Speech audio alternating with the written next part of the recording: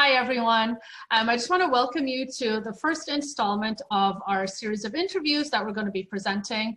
And what we want to do is I want to talk to various colleagues and partners throughout my network. And so I just want to be able to help you with parts of your relocation and also just let you know who Canadian visa specialists are and who are the people that we work with.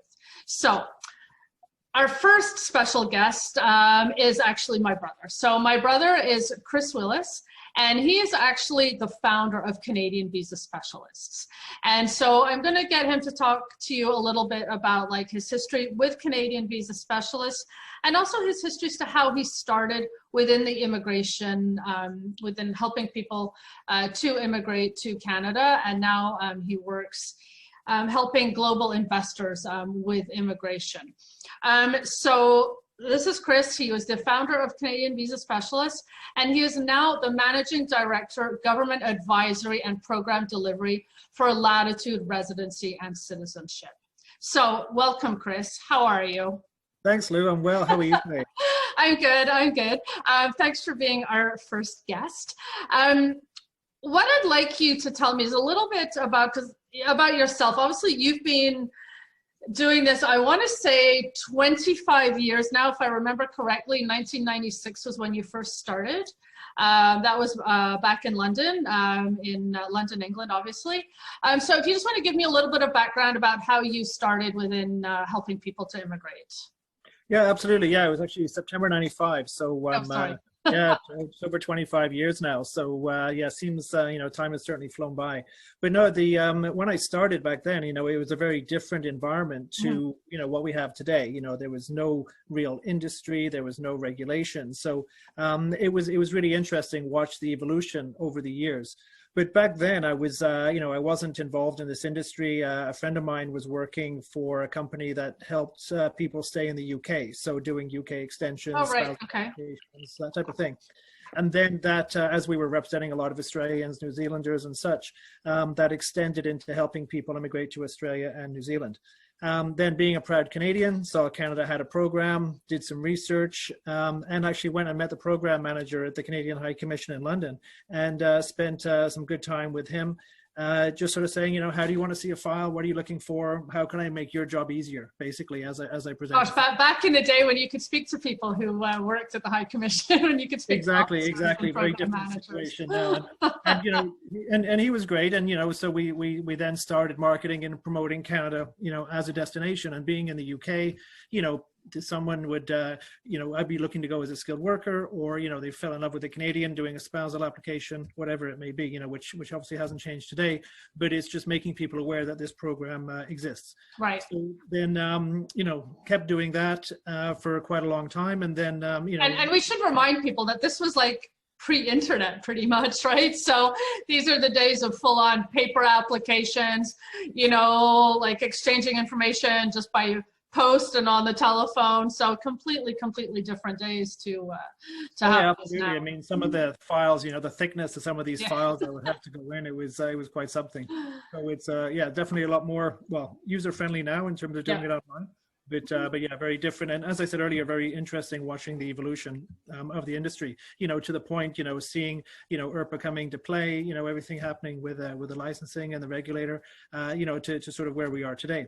But, then eventually, back in, I guess, 2010 now, established Canadian Visa Specialist. I had relocated back to Canada from the UK. And so it made sense to continue activities onshore. Great. And one thing I want to mention, because we've often got lots of comments about it, is the lovely logo, which is actually just behind me on the wall. We still today, we always get compliments on it because it's a very simple yet impactful logo. So I was just wondering how you came up with it. Well, I mean, credit would go to one of our mutual friends, Lisa, who was actually the creative person behind it. But she was able to sort of gather the message of what we were trying to show, and it's obviously based on the Tree of Life, which it has a lot of different elements that people would consider when they're looking to move to Canada.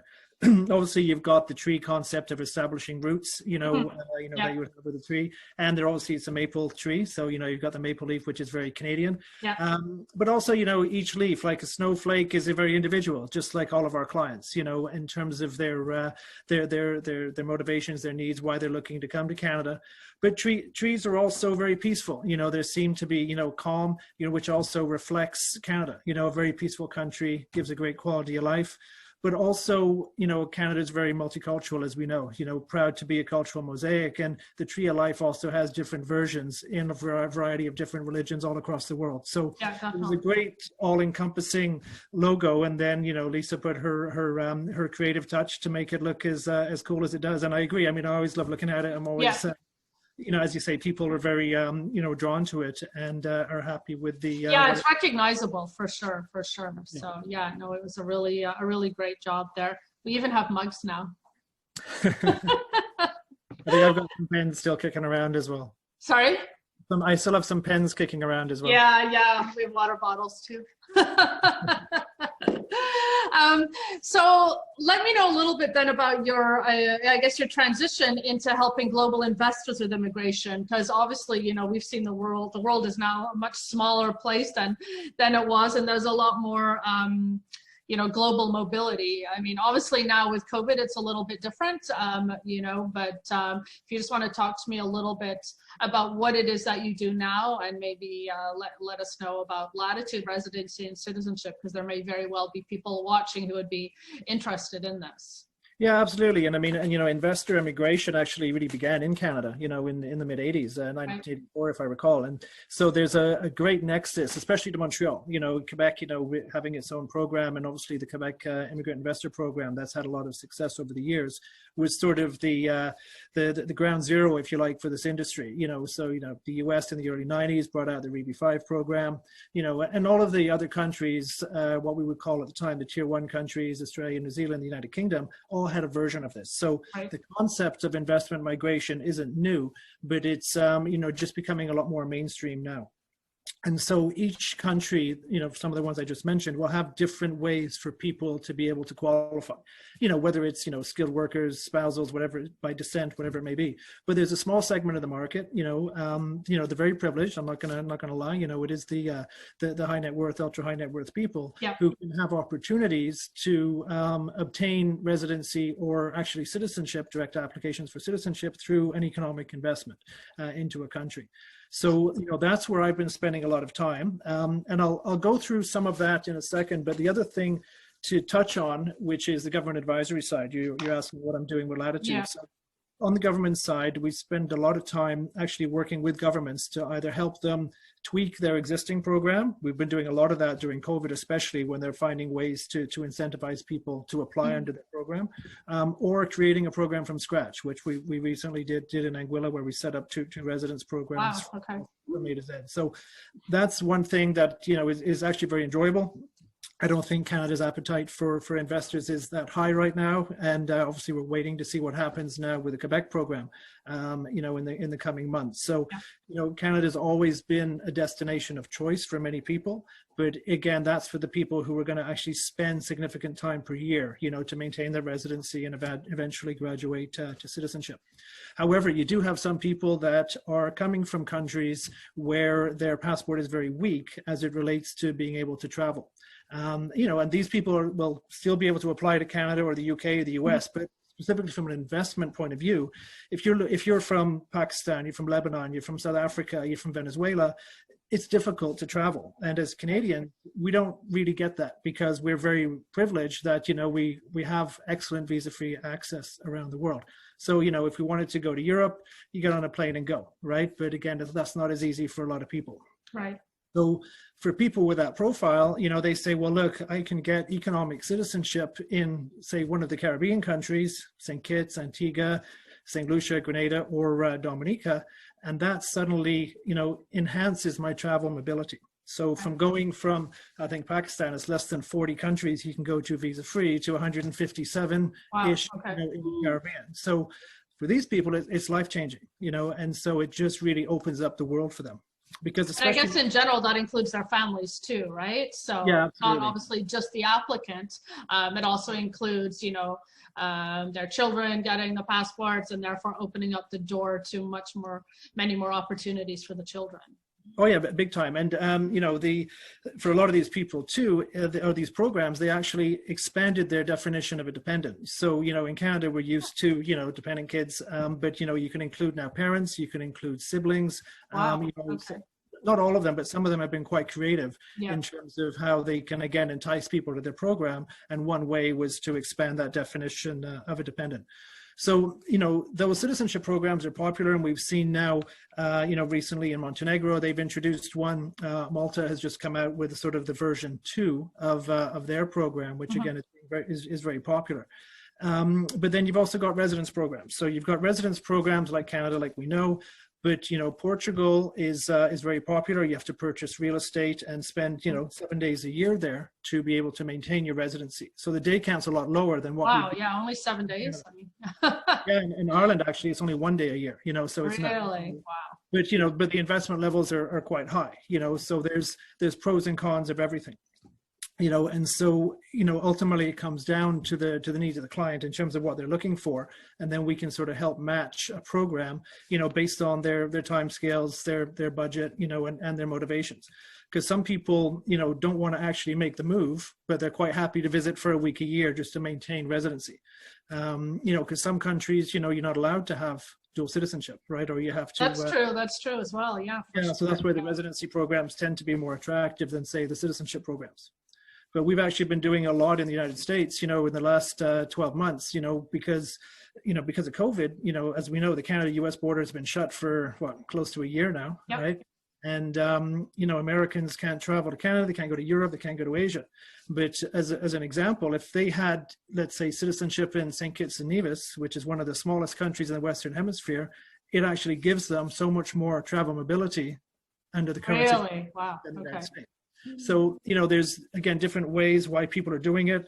Could be a non-traditional insurance policy. It could be just peace of mind of, COVID's hit. I'm worried about the safety for my family. Where should I go? And guess what? I need to have status to be able to enter the country, right, to be there with my families. So, again, there's a lot of different elements of why people are doing it. And, as I said, it is reserved for people who can afford to do it. So, yeah. Whether you agree with it or not, it's a valid, economic immigration policy, which sure. But like you said, Canada really were one that started it, right? So. Yeah, absolutely. And we've made representations, and we feel Canada's missing an opportunity here because the demand for Canada is still there, and so having sort of restrictive policies makes it more difficult. And so, but it's also very politically charged, is what we're very aware of. So yes. It's what we're very interested to see what Quebec does with its next version of the QIAP. Federally, I don't think there's going to be any movement on this for quite some time. But other countries are benefiting. It's clear. There's data that shows that. But we can't. All we can do is make suggestions, and whether the politicians decide to act on it, that's up to them. But there's plenty of people who are looking at this. Yes. Oh yeah. 100%. Yeah. Great. So if somebody's watching this and they want to contact you, what is the best way for them to get in touch with you? I guess it would be by email. Do you want to just give us your email, and then we'll put it up on the screen as well? Yeah, of course. I mean, my email is christopher.willis@latitudeworld.com. The website is latitudeworld.com. And, there's a lot of information on all the different programs on there. And right. Then, if there is a specific request on a certain program, just get in touch. Happy to share some information. We can do some customized quotes as well, depending on the family unit and the program they're after. And I mean, it's a very, this residence and citizenship by investments really becoming a lot more mainstream now, and in the sort of public awareness. Definitely, especially places like the US, because I mean, they never thought that their wings would be clipped the way they have been in terms of being. It's crazy. I mean, us too. We've had so many requests from Americans, whereas previously really not that many. But there's been a definite swing. With regards to mobility. Yeah, and another important element, well, actually, two quick points, because, looking at people who are looking at Canada, there's many people in Canada on permanent residence, but haven't yet graduated to full citizenship. They're still working their way towards that. And so, again, if you're coming from a country that has a very weak passport, you could, double up and get an economic citizenship, let's say in the Caribbean, to complement your residency status. So you've always got that in the back pocket, until such time as you graduate to full Canadian citizenship and afford all the protections and benefits that go with it. So it's just worth considering there for people who may be watching. And secondly, yeah, no, that's a great point, because I mean, we're from a personal perspective, you and I are both very lucky in that we've each somehow or other gotten 3 citizenships. So we have this freedom to move that really not so many people have. And it really does impact your life, especially when huge situations like, global pandemics happen. Yeah, exactly. And that's what it's been a wake-up call for a lot of people, and especially, our cousins to the south in the US, they're really realizing that they're not prepared and they're not used to that. So they're looking at these. And in other countries, I mean, Canada being one, the UK being another, there's concerns that taxes are going to skyrocket, especially for the wealthy. And so many are looking at these programs as a vehicle to maybe actually, leave Canada and change your tax domicile, because there's some benefits that go with that as well. So places like the Cayman Islands have been very popular. Anguilla, where we've been working on a tax residence and a residence program, there's been a lot of interest of people restructuring their affairs from high tax jurisdictions to sort of minimize their tax burden. And let's be fair, as much as we love Canada, it's -20 today. If I could be sitting on 7 Mile Beach in Cayman Islands, I think I'd be pretty happy about it. Well, that's just it. And it's and again, it is for those who can afford it. So there is some that investment element that goes with it. Because some of them are purely passive, where you make a contribution to the government and then in exchange you get your economic citizenship. But others will have either a real estate component. Cayman is one of those, and others are a hybrid, where it's a combination of donation and real estate. So you're establishing a connection to the country, and you're helping in job creation and all those types of things. So each program's very different, but also there's a lot of similarities. So it is really a question of looking into them a little bit deeper and seeing which one is the best fit for a client. Very interesting. Great. I did interrupt you before. You were about to say point number 2. Sorry. That was the tax side. That was the tax side. Okay. Perfect. Sorry. Little sister, I always got to interrupt at some point. Did you have anything further you wanted to add? No, I mean, I'm just saying, it's great, having, started off Canadian visa specialists and then, put it in your capable hands and watching it grow and develop, and the great team that you have there. It's great to, to watch from a distance, still keep involved as little or as much as I need to, but, you're doing a great job there and your team's awesome, and, just keep going from strength to strength. Yeah, no, that's great. I mean, we fully appreciate, everything obviously that you've done in like the creation of the company, and getting it all set up, and establishing the base here that we have. And like you said, we've been we're fortunate here. We have a great team, and just always looking ahead, because Canada keeps us on our toes, that's for sure. With everything, with the changes all the time. So great. So, well, thank you for being our first guest. It was a pleasure to have you here. Even though you're about an hour away, because obviously this is by Zoom, because we're adhering to all of the restrictions.